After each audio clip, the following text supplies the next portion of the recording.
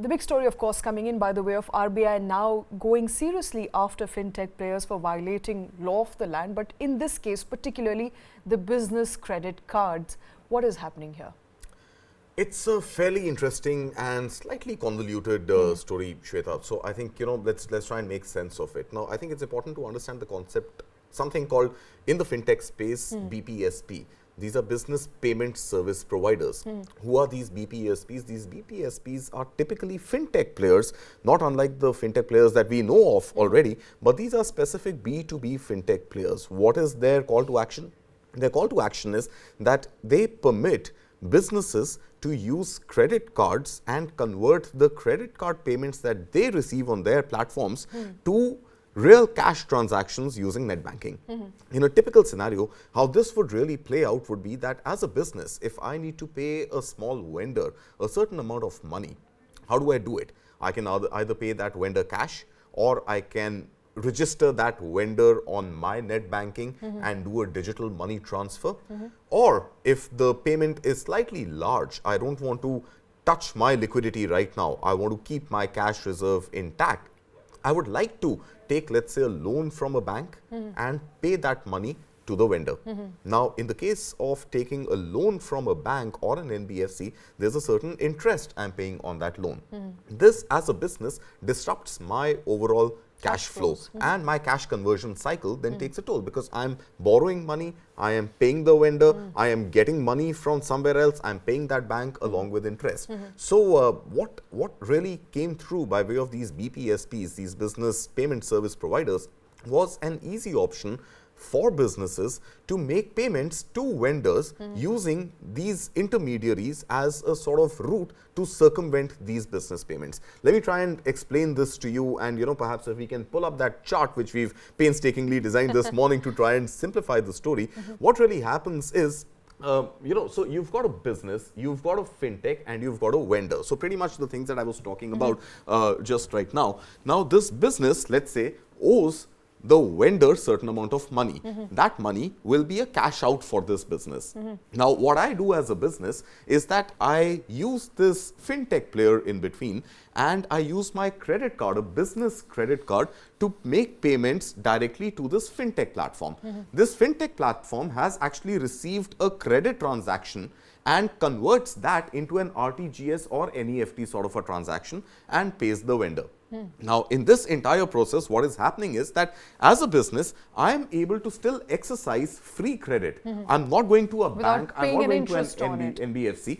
I am actually using my credit card, which gives me the flexibility of 30 to 45 days to make that payment back. So I'm using a credit card. That credit card money actually goes into the fintech. This fintech then makes an on-time payment to the vendor. So everybody seems to be very happy with this arrangement, because as a business, I'm getting free credit, I'm not going to a bank, the vendor is getting on-time payment. Okay. So now that we know what a business credit card does, where is the problem? The problem really is that RBI now says that in its Payment Settlement Systems Act of 2007, there are certain vendors who are not allowed to accept credit card transactions. And what these fintech players are doing is that they are actually enabling credit card transactions for vendors who are actually not authorized to receive these payments. Let me give you a very simple example for this, Shweta. Now, let's say you are a travel aggregator, right? And somebody comes to your platform or comes to your office and says, I want to plan a trip to Goa. And in Goa, in addition to the flight ticket and the hotel that you're booking for me, I also need a cab. And I need that cab to be with me all 7 days that I'm in Goa. Now, the cab vendor, typically a small player, may not have the infrastructure and may not be authorized by RBI to accept credit card payments. So now what happens through these intermediaries is that as a travel agent, I want to make that advance payment to that cab aggregator, to that cab vendor. Now, I use this BPSP platform in between, where I'm using credit card to make the payment eventually to the cab vendor, but the cab vendor is getting a bank transfer. Now, the problem seems to be at two levels here. Number one, RBI says that since these small vendors are not authorized to take credit card transactions and credit money is getting converted into cash, then who's doing KYC for that vendor? Is that vendor KYC compliant? And if there is a default from the business who is using the intermediary, who's responsible? Because the money has flown out of the system and has hit the accounts of the vendor. So at it's one not level, so much a problem of the business, it's the problem with the fintech player. actually, the problem seems to be fairly multi-pronged. So at one level, there is a KYC concern with the vendor. At another level, there is this possibility of these fintech intermediaries ballooning on their credit cycle. So the credit input into their accounts is huge, but they are actually converting that into cash flow. So now what happens if the business defaults on making the fintech that particular payment on time? So who takes care of the credit which is accumulating at the end of the fintech itself? So ballooning credit at fintech seems to be the second problem.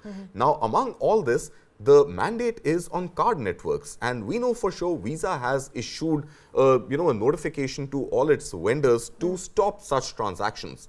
But there are reports which indicate that it may not just be one card network, credit card network, it could be perhaps more than one as well. So the headlines are also saying that the directive issued by RBI is applicable both for Visa and MasterCard, but we don't know MasterCard for sure just as yet. But Visa has publicly issued a statement saying that it has received this query from RBI and it has directed all its business partners to stop such BSPS transactions. Okay. Now, at the fag end of this entire problem lies the fact that businesses are now beginning to wonder what happens to those corporate credit cards. In many instances, the co-branded credit cards that they use, can they continue to use them?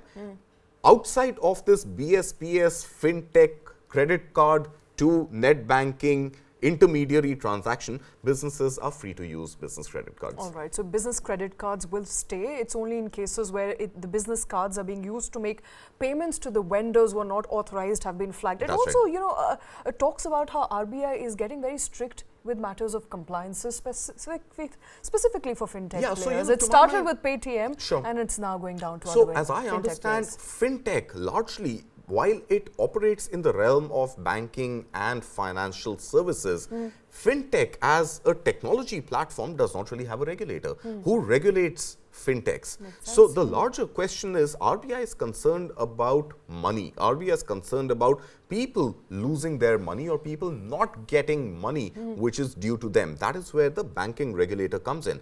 But these BSPS sort of networks operate, even regular fintech platforms that we use, they operate outside the purview of pure banking. So I think the larger challenge is there is real money involved. There is technology involved, but these are not licensed banking and financial services players. These are technology companies, these are intermediaries, these are platforms which are enabling monetary transactions to take place, but they don't really have a regulator. So RBI is now sort of, making this overreach on fintech, taking upon itself that, the fintech space, because it deals with real money and because there are real consumers at the end of the value chain who are either getting or spending money, then their monetary responsibility rests with the RBI. And hence, it seems that, these KYC concerns are becoming that much more frequent now. And what are you making of the regulatory oversight that we are looking at, the scrutiny that we are observing all of a not sudden? an oversight. If you ask me, it's actually an overreach. The RBI is really going deep into this entire technology and banking and financial services interface, where it's hard to tell. I mean, what is Paytm? Is Paytm, forget the payments bank, that we know has a payments banking, has a payments banking license, we don't know how long. But these other fintech players, what are they? Are these technology companies? Are these banking and financial services companies? Are these credit companies? What are they? A mix of all. So, or are they a mix of all? At the end of the day, they are just enabling transactions from, within the larger banking financial services framework available in the country. They're just coming as technology providers. But then, who's responsible for any slip up on their end when it comes to either KYC, when it comes to somebody not paying them on time, or they not remitting the money that they have collected from somebody to somebody else on time? So I think RBI's overreach in regulating fintech, despite fintech as a sector not really having a defined regulator, says that RBI is taking its responsibility and extending its responsibility, perhaps voluntarily, into facets which are not directly under its ambit. All right, but RBI's extensive scrutiny of fintech players, including Paytm, is just a tip of the beginning. It appears that more and more fintech players will now be in the regulatory purview.